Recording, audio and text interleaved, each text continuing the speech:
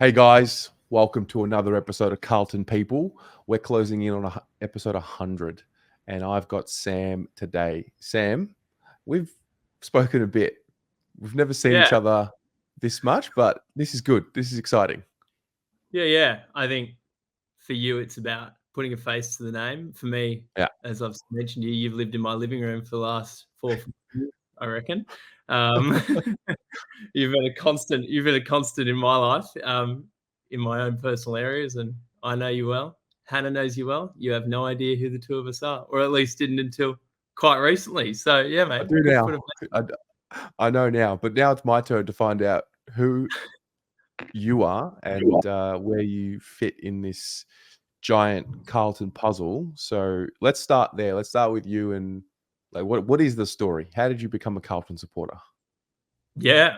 So I think in general, it's really a story of family for me and my connection to the Carlton Football Club. It's very intertwined with me growing up, me as a person today, and also my relationship with my siblings and my and my parents as well, particularly my dad. So um, I guess as a bit of background, my last name is Paxnos, which is a Greek last name. It's from Ithaca in Greece, in the west, one of the Western Islands. And my great grandfather, and I'm going to get my history a bit hazy here, so no disrespect, but he immigrated over to Melbourne in the late 1800s, and he settled, from what I understand, he settled in Carlton. So I know that's where he lived for the majority of his life, and so that was my great grandfather, and then through that, my grandfather obviously came along the journey, and he grew up in Carlton. He went back to Greece a few times, and then really settled back in Melbourne in the late 50s. And then he obviously he gave birth to my father, who was also a massive Carlton fan. And so yeah, I guess it was just a generational thing. We always had family in and around Carlton, and it spread beyond that a little bit. My grandparents now live in Bolton, so it's a little bit further out. But yeah, that it was that generational thing. So my dad and his brother Dean and his sister Anna would all be Carlton fans, and went to the footy a lot as kids, particularly down to Princes Park. And then so naturally that kind of finds its way to me and my three siblings. And it was a case of, you didn't really have a single choice. It was Carlton's the team you follow, and that's kind of it. There's a stage when I was younger where I'm like, yep, Carlton's my team. So my younger brother Peter, I'm like, well, if I'm Carlton, you can't really be Carlton because that's my team. So why don't you just pick Mhm. Essendon? That's a good team. Pick the Bombers. And that lasted all but about 2 hours before Dad come in and go like, mate, there's only one team we're supporting, and it's the Blues, and that's it, and everyone's on the same train. So I was like, okay, that settles that, fine. Um, and so I guess that's my background into how I became a Carlton fan. Is it's just pure through family. My mum was a loose Pies fan, but not really into footy that much. Where it was a really strong part of my dad's side of the family, and yeah, it really was a quite an integral part of my childhood, and now even still today. So yeah, I guess that's probably how I got indoctrinated, which is I didn't have a choice. It was my birthright. So I've kind of been a Carlton fan for as long as I've remember. I've not supported or even thought about supporting any other team along the way. So yeah, I guess that's what brought me to being a Carlton fan. If Yeah, I talk right. about then, I mean, yeah, I was just going to What's say, go to my what story. It carries on what's from there. your earliest memory like of going? You mentioned Yeah, Princess so Park, but yeah. yeah, I think so. As part of my childhood, so I'm born in '94, which means by the time, like when I was younger, like when I was before I was about 5, we lived overseas, and like before then, you're really too young to process anything anyway. So the '95 flag, no idea, like no idea. Yeah. In '99, we came down back to Australia after living overseas, and we settled in Sydney for a year. And that was probably the first time. So I was been at 5 at the time, and that was the first time I understood what footy was. And that's really just condensed down to kicking the ball to myself in the backyard, because my younger brother at the time was 3 and there was none other of my siblings. So it was just me kicking the footy to myself. And I wouldn't say I really was connected to the Blues at that point. It was just a matter of, I knew what footy was. Obviously 99 was the prelim. Apparently I watched it. I don't remember anything of it. It's not a thing to me. Then we moved to Melbourne in 2000, and that's probably, I would say, the first point in which my Carlton journey really began. And that was like, we moved to Melbourne, and then things, you start, and we'll get to the game shortly. But first I got my scarf. You register in Auskick, you get your top. My uncle Dean would give me, like, I distinctly remember, I'm not sure if it's 2000 or 2001, but I still have it. I have this booklet of footy cards from the 90s. And it was like a binder folder, and it has like Carlton wrapped around it, like Carlton imagery and some magazine printouts. And it's all like 90s Carlton. So Camporelli and a lot of Cooter in there, and Sticks and Silvani. And then there was even some like membership cards in there. And it was kind of like cool. Like, I had my footy cards package, and I'd go through it and I'd be like, I don't know, it was just all things Carlton. And then, 2000 was also when I went to my first game. So I don't remember exactly which game it was, but I'm pretty sure it was sitting in the old members stand at the MCG and watching Carlton Richmond. I don't even know if we won. Odds are we probably didn't, although if it is 2000, maybe we did. I don't remember a lot of wins from that era, but I think I remember going to see the Richmond game. I remember then in my birthday that year, I went to see Carlton Essendon. I know we didn't win that game in 2000. And that was really the kickstart of my journey as a fan. And really, that was like for the next 5 to 6 years. So from 2000 to about 2006, that was just the case of, that was kind of a regular ritual, if you like. So my brother and I, my dad, and sometimes my uncle, we'd just go to games pretty regularly. I didn't really I didn't really care. I didn't know if we won or lost. We just sort of went and had fun. And obviously you want to win. And I was like a real nervous child that'd get real anxious. And it was like desperate to win. But at the end of the day, I don't think you really care or knew what was going on. Through that period, we had the salary cap era. I didn't really know what it meant. It was just like, I knew we'd make. I don't even know that we'd done anything bad. All I knew is that we weren't getting. I don't, forgive me, but it might have been the number 1 pick, which was Brendan Goddard, and then Daniel Wells. Like, that's all I sort of remembered. It was Goddard and Daniel Wells we missed out on. And I was like, oh, well, I don't know what this means. Little did I know that meant the next, like, if that was the end of 2002, then the next like 3, 4, 5, 6, arguably 20 years would be horrendously terrible. And so, it just became a case of going to a lot of games, watching a lot of games, and just watching us lose every single week. And that was fine, because I just didn't know any better. I didn't know what it was like to win. So we just would watch teams lose week in, week out. Occasionally we'd see a few wins, and those wins really stick out. Like, there was a game in 2003 where we beat the Bulldogs. Might have been 2004. We beat the Bulldogs by like 4 or 5 points. I distinctly remember watching that game on TV because we won. Another one would be, and this is probably the transition into the Favola era, but we went to Telstra Dome. We beat the Kangaroos. It was a night game. Favola kicked 8, I think. And that is a distinct memory for me as a Carlton fan, because I went to a game and I saw a win. There wasn't many. The only other one I can think of is randomly I went to that, was it 2005 when we won the Wizard Home Loans Cup final? Or Wizard Home Loans? That was back in the day when the best of us was in March or February. Yes. Yeah. And that was it, mate. Like, I remember going, wow, Josh Kennedy, he looks great. Oh, we're going to be awesome. We've won the Preseason Cup. All upside from here. We're going to dominate. And obviously, when you're a kid like that, you don't quite understand that preseason form doesn't mean end of season form. And so the reason I sort of talk about, I've been waffling on a bit, but the reason I talk about that period from 2000 to 2005 is that was such like a formative part of me being a fan. It was my first 5 years. I'd go with family all the time.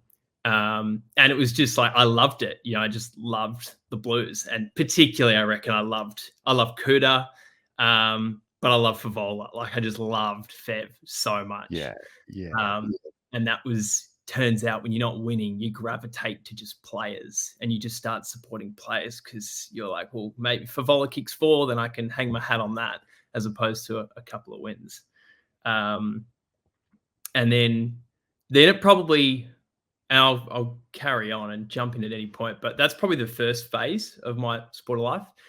Then the second one is a sort of probably a period of disengagement. So after the 2005 season, bit of a sad story, and we won't dwell on it. But my dad went out to go for a bike ride with his friends in the morning and had a cardiac arrest, heart attack, died, never came home.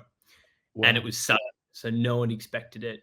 There was really no warnings. He was fit and healthy man, and he was 41. So it's not the kind of thing you really expect. And so obviously your life gets turned upside down, but also my supporter life completely changed. Suddenly the consistency and the routine of going to the footy, I would say most weeks, every other week, certainly watching it on TV, that kind of fell away, kind of just disintegrated. It was at a time, so I was like 11 to 12. You're entering your teenage years, so that compounds things, and you go like, not only do I want to get away from all things family, I don't necessarily have people to go with as much as I did anymore, but I'm also a teenager and I just want to go and hang out with my friends, and footy kind of just took a massive backseat. I would call myself like an app fan, where I guess there wasn't apps in this stage, which is like the 2006 to the 2009 era. But I'd follow the footy when it was on TV. I'd watch, but I just wouldn't go to any games. Like, I cannot even tell you. I went to maybe 5 games over a 7 or 8 year period after 2005. Wow. Okay.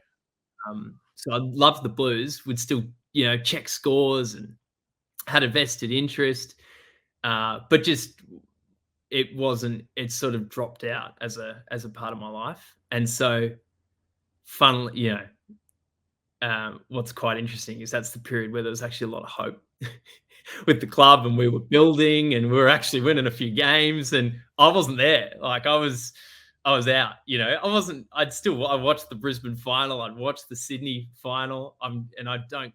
Maybe that was 2009 we lost to Brisbane. Was it 2011? We beat Essendon, lost to Sydney. Yeah, and like, I know these things happen. I've watched I watched some of the finals, but really I was pretty disengaged, which is a real shame because it sounds like that was a real fun time to be a supporter. And that kind of continued. So that was all of my high school. And then maybe slowly towards the end of my high school years, so 2010 to 2012, I started getting a little bit more back into it. Apps, like I mentioned before, I'd have the app on my iPhone. I'd check scores a little bit more. I'd probably watch a few more games, care a little bit more. And particularly, I'm trying to think, like, I would watch a few games, but I still wasn't quite in, even, and then I passed school, first year out of school, that's 2013. I would, again, same thing, I'd kind of follow more, but I certainly wasn't going to games. And I just remember we were sort of, I don't know, thereabouts. I think I followed, and I'm throwing myself all around different years here, but maybe it was whenever we beat Port by a point to get 9th. Maybe was that 2013? I think it might have been. Yeah. So again, as an app man, I was like refreshing the score. Wasn't watching the game, wasn't at the game, just refreshing the app, getting into it. So that was kind of the extent of it. And obviously we played the Richmond final. Again, I didn't watch the Richmond final. Like, I think back to that now, I'm like, that's just a cardinal sin. Like, It's the only That is final we've in. been in. That was a very Long. special time. So, and I look at the highlights and I go, that would have been unreal to have been to, let alone been to, but just to have watched, been part of live. So anyway, it's kind of like my lost generation, if you like. And then Yep. I don't know why, mate, but 2014, I probably back end of the season, I was like, I'd actually met my long-term girlfriend Hannah at this point. I met her in mid 2014, and she's right into footy. Big Saints head, which is an aside, is just fantastic. When Pommy just slams St Kilda, the amount of sound bites I get out of that, and I'm able to share, it's just like it is just exceptional. So Pommy, if you're watching, please continue with your Saints rants. They get a lot of airtime in this household. And then but Hannah's obviously right into footy and into St Kilda, but kind of I think it must have just got me more into the game. Yep. And I leaned in massively from the start of 2015, which is just it Back was where like you left off, really. it's like I'm bringing the Omen from 2002 and 2005 and just bringing it straight into when I leaned in again. And I was like, cool. Let's get into it. Hannah, I think, bought me a membership that year as like a Christmas present. And it was the first time I'd been a club member. Like when we went as a kid, we were like MCC members. So I'd never had a club membership. Throughout high school, I never had a membership because I just didn't go. I didn't have anyone to buy me a membership either. But this was like, I was like, all right, I'm a member now and I can get general admission and I can go to games. And 2015, the first 10 rounds was some of the worst footy you've ever seen. Like, I think our average losing score was 60 or 70 points over those Friday night games. And before we know it, Judd does his ACL, Malthouse gets sacked. But, mate, I was in. And I'm like, how good's this? I distinctly remember going to a Marvel game. This is when I started going. I've showed up to a Marvel game. We must have played Brisbane. And it was one or two games before Malthouse got sacked. We played Brisbane and we might have played GWS the week after. Both games might have been at Marvel. I had the best seats in the house. No one showed up, right? We had general admission, but I was just showing up at level 1, sitting at the fence with people with reserved tickets because there was just no one around. The Brisbane game, I just blamed Boakhurst and Mr. Chessmark in the centre and we went on to lose by probably 50 points. I don't know. It was shocking. And then even worse was the week after we played GWS. I think there was 12,000 people at Marvel. Wow. And I'd say 400-500 would have been GWS fans. And it was just in the cheer squad. And at the time, it was their record margin, their record winning margin of they must have won by 75 points or something, but the ball just lived in their front half. We had Matthew Watson running around the forward line. And I was just like, whoa. Wow, we're really shit. We're really shit. Yeah. But again, I didn't really know any better. I'm like, well, I've only known us as a pretty average team. I knew we were good 2010, 11, 12, 13-ish, right? We were good-ish, but I wasn't around then. And then Lagudache announces the rebuild. Malthouse disagrees with it. Malthouse gets sacked. And then, boom, we're in full-blown list turnover mode. And I was like, sweet, now's the best time than ever to just get in the thick of it. I'm watching every single bit of content I can on the AFL website, the Carlton website. And it was kind of extended my wings beyond just Carlton. It was I wanted to understand the Blues, but I also wanted to understand footy more broadly. I went from, I'd hang out with my mates and I was trying to convince them that we had A-grade players at the time. And they're like, mate, maybe Sam Doherty is a B+ player in 2015. Maybe. Otherwise, you're delusional. There's probably an argument that Murph and Cruz and Gibbs were around about the area. But I just remember having this moment of all right, I need to expand my horizons because I'm really one-eyed and focused on the Blues. That's all I know. And, mate, I guess the rest from that point on is kind of history writes itself. Modern history, I think, a lot of us are across, but rode the rebuild hard. Must have at the same time, I reckon the Carlton show began. And so I started getting into that Carlton fan content, being the Carlton show is probably the only one at the time. And just you're refreshing the app every 2 hours on the Carlton app, see if there's any new content. Like I was just so keen and just loved it. And the journey with Brendan Bolton and those videos, like I just was like, when are they going to bring out the next release of the journey? Honestly, Jack Silvani and Charlie Curnow jump into a river again and catch some fish. I don't know why they were doing that. I don't know the point of it, but I was like, give me more, please. And that's kind of it, man. So I've then ridden that wave and ridden it very closely, gone to a lot of games, and continued my membership. And now I'm like an 8 or 9 year member, which I know is light work for a lot of people probably on this channel. But I would say I'm very invested and very across footy in general, compared to where I was. But yeah, man, it's really a story of following the club in its darkest days and just taking that little chunk in the middle, the good bit, throwing it out. So I've known nothing but failure, which is why the last 2 seasons really have just been unbelievable for me. Like 29 years in the making, really. So yeah, that was very long-winded. I probably went on a few tangents, but that's kind of my journey as a Carlton fan and where I've landed. Mate, that's beautiful. That's a beautiful recollection. So when the turnaround happened, I don't know how you define the turnaround. Do you define it as being, last year or this year? But basically, when we started winning more games than losing, how did you are you used to that yet? Or are you still in the mentality of you're expecting it to maybe turn south again? No, we're a good team. We are a good team. And anyone in my view that says we're not, I don't know. It's like, guys, look at the entire 18 teams in the AFL. We are genuinely a good list. And that has not been the case for as long as I have been a fan. Maybe 2011, right? Maybe. But realistically, you look through every single spot and suddenly we're struggling to fill spots. We're struggling to build a team because there's actually so many pieces that we can build, and we're starting to lose players that are going and playing. Zach Fisher is going to be a starting 18 defender next season. Paddy Dow, who knows? But we're losing players who are walking straight up into other clubs that wouldn't even get a look in our best 22. I don't think people realize this is a rare position to be in. And with the nature of the draft and the salary cap, you're not in these windows for long. So you need to enjoy it because this is not going to last. Not saying we're going to go back and be bottom of the ladder for 2 decades, but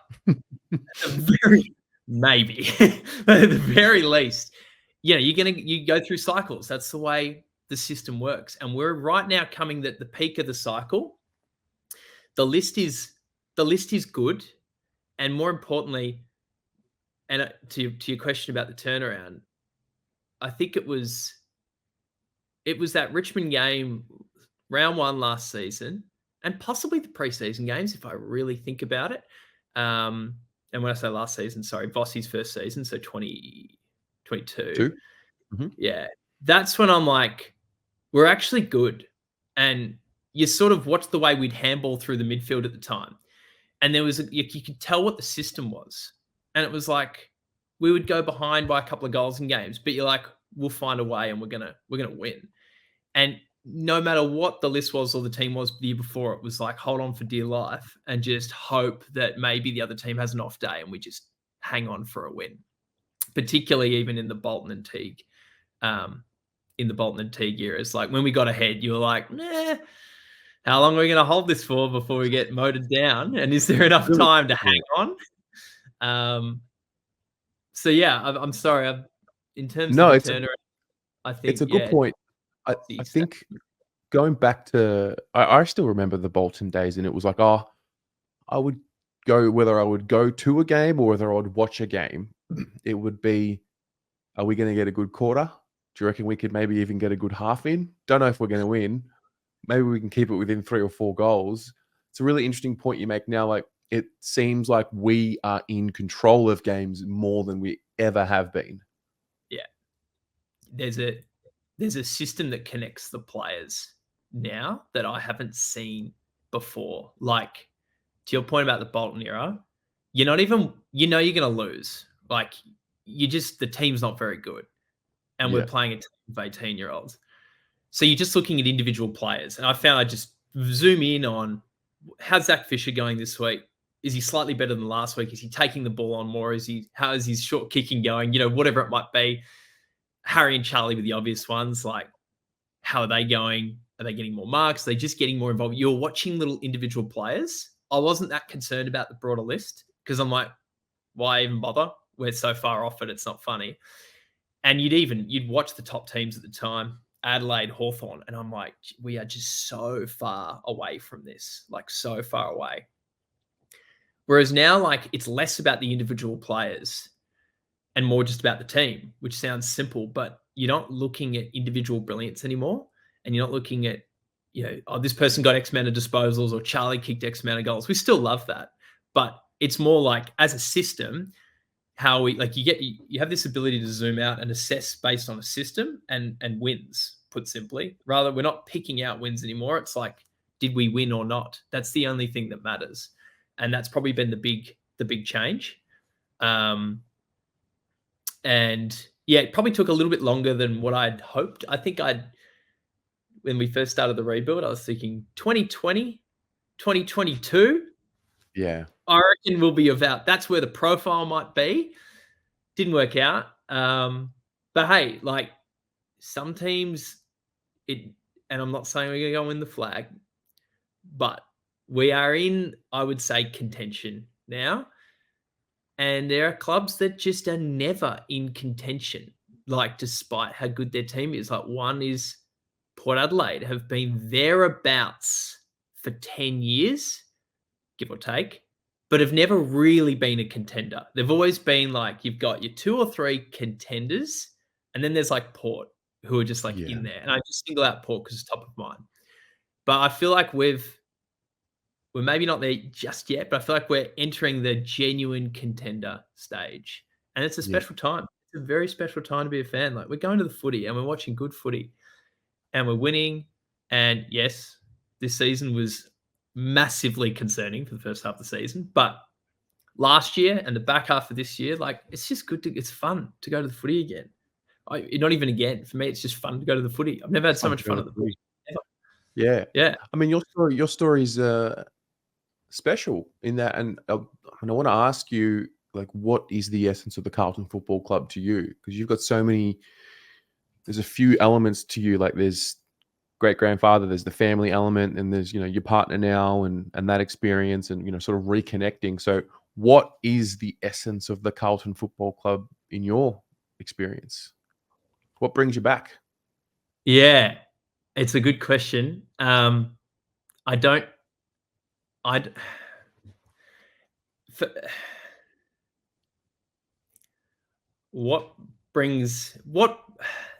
never went away, so it was always part of me. Yep. I don't quite know what it is. Maybe there's a connection to my childhood and my dad and my brothers and going together as a family. That might be a part of it. And that's possibly always stuck with me through. I can't tell you whether or not that's the case or not because I don't have the other side to compare it to.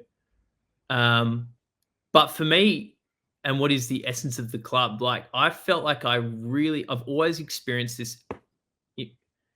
So, family aside and looking at the actual club, I feel like it's this connecting of people to, like, I'm struggling to articulate this, but it's almost like everyone who's a Carlton supporter, you have this, like, connection with. Yeah. And it feels like family. And it's weird. It's real weird. Like, other clubs probably get this, but I just feel like if someone's a Carlton fan and I meet them, it's like, if they're openly a Carlton fan, because for a while, you're like, oh yeah, I'm a Blues fan. But it's like, no, I support the Blues. This is my thing. Like, instantly there's like this bond because you're like, we have gone through struggle for a long time. And if you're here and connected to it, so am I. And there's that shared struggle. And I've always felt that. Even in that 2015 game against GWS, I remember sitting next to a couple of people to the left, and they were probably reserve members. And they, we weren't sitting in the right spot. We knew that. But they were just like, come on over, look at this. And, oh, we're terrible. But it was kind of like we're in it together. And it was kind of nice. It had a nice, friendly, open, connecting feel to it. And because I hadn't gone to the footy in a long time, I was like, that was nice. Like, I liked that interaction. And then because I would go to the members a lot, like in the MCG, that is when it went to a new level where, because you're not sitting with a lot of members, you're sitting with a lot of opposition fans, a lot of neutrals. You kind of miss that connection that you get when you sit around your fellow members. And so I remember I this kind of built over the last few years, but I'd sit in the members bay, and to the left of the members when you're at the MCG in a home game is where the Carlton members sit. So when I say members, I mean the MCC members, and then to the left of that is the Carlton members. And I'd always look over and go, fuck, like that's where I want to sit. Like the absolute feral rabble, loud. That's where I want to be. I want to be in the middle of that. That's where the fun is. Like, any hint of a holding a ball call and they lose their absolute minds. And I'm like, get me over there. Here I am in this other section where it's a bit tame and you're sitting with opposition fans. You kind of like, it's fine, but I want to be in that. And because I kind of got the feeling of the connection when I'd been sitting in those areas. And it was only until this season where I upgraded my membership, where I got to sit in that bay. And, just sitting around, sick Carlton fans. Like, you're all just like live and breathe it. And anything that's slightly anything that's slightly dodgy or goes against you, you just pillage the umpire for it or go at the other team. And anything that's slightly good, like a Lockie O'Brien smother deep in the back pocket, you just be like, how good is this? You get around him, you clap him as much as you can. And I'm like, this is ridiculous, but it's awesome. And I wouldn't want to be anywhere else. And it kind of built over the season. And where it just came to life was in those two finals this year. I've never seen anything like it in terms of the Melbourne elimination or the Sydney elimination, then the Melbourne elimination. I was lucky enough to go to Brisbane as well, and that was also amazing. But those Sydney and Melbourne elimination finals, being in the members area and after the game and you're just hugging random people that you never know or never met before. And that was like the peak moment of like, this is like, it's like we're this one big family and we all know each other so well, yet we've never met each other before. And that's a very long way of answering what is the essence of the Carlton Football Club. But I just feel like it's the fan. It is like, it's a cliche, but it's like, it's the fan base. Is it? I feel like maybe Collingwood has something similar outside looking in, but maybe Richmond and maybe Essendon. Well, you don't see a lot of that. We haven't seen a lot of that for the last 20 years from them. But, certainly all other clubs just don't have that same level of just passion. And it's just, it's amazing when it's going well. It's also amazing when it's going bad. Like, it's just wild. Some of the things that like, even this is crazy, man. And you're just like, it's hilarious.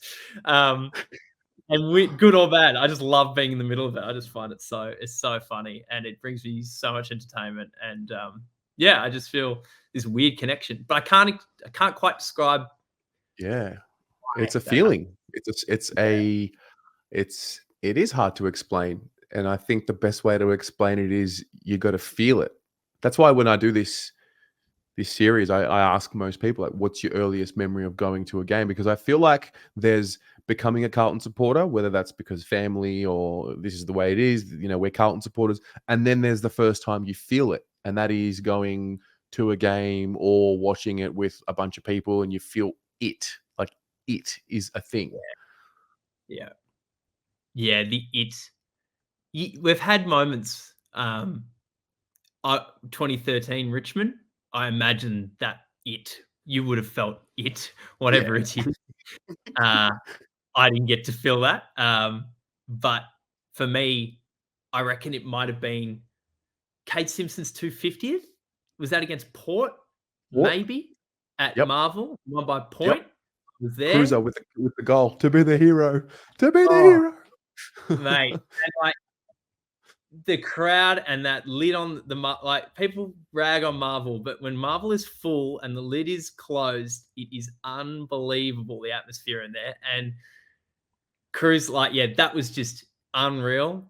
The GWS win by a point in 2017, maybe, when Liam Jones announced himself as the greatest fullback of the 21st century against John O'Patten, I think. That was unbelievable. The St Kilda game in 2019, I still remember when Mackay kicked a bender from 45, and the MCC members and my rabble friends on the left, the Carlton members, like, were all just sat behind it as it just sort of bent in and sealed the game. That was a moment. I don't know if there's many others, but then the last 2 seasons, there's been plenty. Sydney last season, just unbelievable. Those last 2 games last season, Melbourne and Collingwood, yes, we lost, but they were 2 of the best games I've ever been a part of at the time. Like, just in terms of, we're finally playing in games that matter. Like, this is real.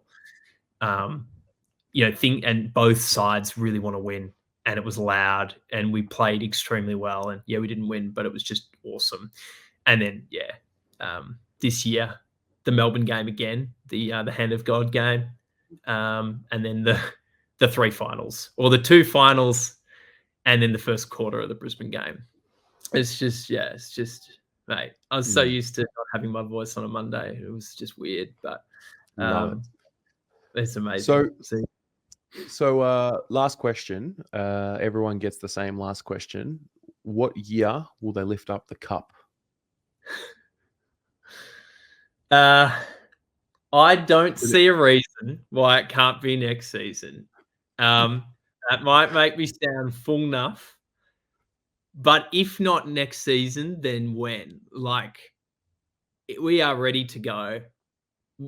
Our back end of last season was the best. We possibly weren't the best team in the league, possibly behind Collingwood, but we are really close. And we've got the finals monkey off the back. We've got the finals win monkey off the back. We've had the pain of a prelim loss. If not next year, then when? And because things can change quickly. Contracts can finish. Players can leave. Players can get injured. Right now, we've got a fresh list, give or take. Pretty much everyone's going to be healthy going into preseason. The confidence is high. The list is strong. The coaching panel is pretty stable. The board is stable. Luke Sayers not going to be there at the end of next year, from what I understand. So there's every chance that might change. Things can change quickly, and they can go bad fast. And so I'm just like, next, if you asked me 5 years ago, I would have said 2022 or 2020, but it is. That's exactly how this series went back 5 years ago. It's exactly what the sentiment was. And then it stretched out to like 25, 26, and now it started to come back to 25, 24. Yeah. If it's not next year, if it's not the year after, then it's probably 2030. You know what I mean? And I hate to think about it like that, but we're in the window here. And all our key position players are in prime age. We've got about 3, maybe 4 years left of them at their peak. So maybe the window is a little bit longer than what I'm saying. But if this team doesn't work out, then we're going to have to go through the cycle again. Hopefully the cycle's not as bad. But yeah. All right. Well, mate, this has been an absolute pleasure. Ton of fun. Thank you so much for being really open with your story, and I look forward to chatting a little bit more in the future. And go Blues. Mate, go Blues. Thanks so much, Terry. Cheers.